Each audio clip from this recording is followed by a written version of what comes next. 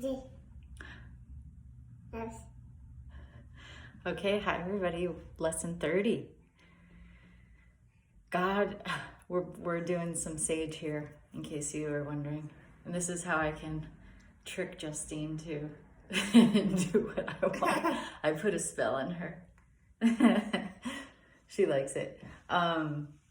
So God is in everything I see because God is in my mind. Here you go.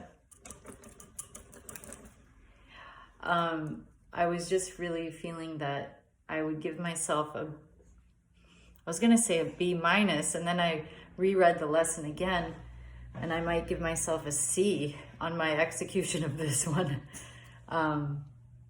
Because when I read it, what stood out to me was the second paragraph. Like, today we're trying to use a new kind of projection. So we've been learning that the world we see is a projection of our attack thoughts often. And then this lesson, I feel like, was saying, God is in my mind. I can project God out. Oh, excuse me. I can project God out because God is a choice. And to me, this comes back to our basic learning that we can have attack thoughts, we can experience the world as a fearful place where we're attacking and defending. Or in this lesson, it's saying, God is in everything I see because God is in my mind. And it continues to say, we're not attempting to get rid of what we do not like in our minds by seeing it outside. So that's been the process many of us experience is, and I'm trying to think of the order of things, but we see it, if we see any kind of attack or fear or violence or disturbance of any kind, then the Course is teaching us it does come from us and we're projecting it out. So it says, instead, we're trying to see in the world what is in our minds and what we want to recognize is there. Thus, we're trying to join with what we see rather than keeping it apart from us. This is the fundamental difference between vision and the way you see. So my understanding is there is within our mind a source of projection that again would make us indescribably happy. That is the way God sees life. And the Course teaches us that God is not of this world. And because we recognize that our only challenge is we feel separate from God, this is saying God is in our mind. Connect with God in our mind.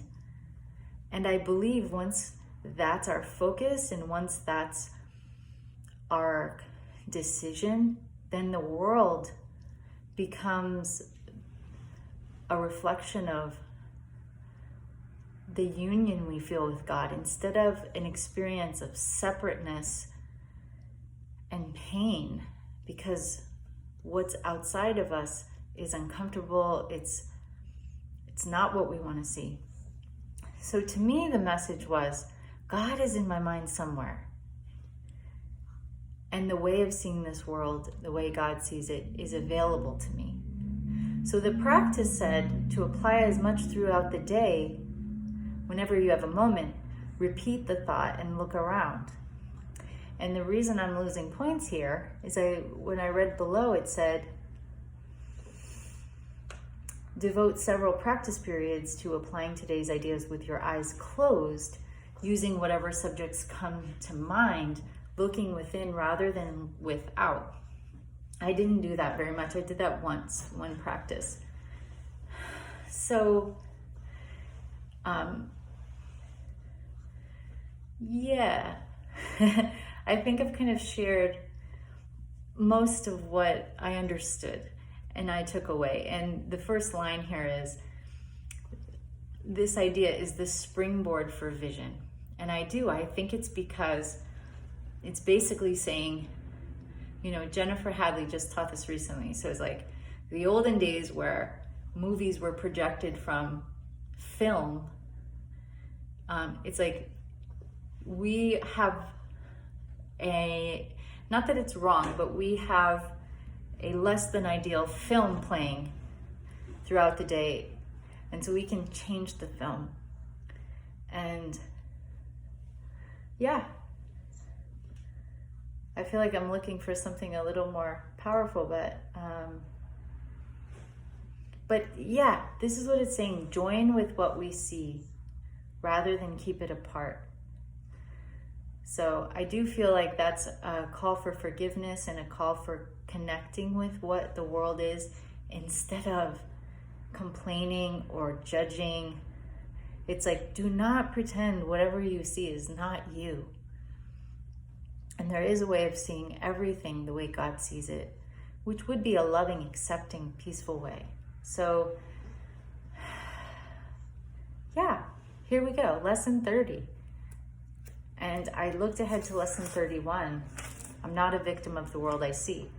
Ooh, that's a good one. So we're moving on. You're doing awesome. And keep rocking it. You want to say bye? Bye. Okay, she's good at she's my cut. Pew, pew, pew. Press it. For the love of goodness, press it. Oh man.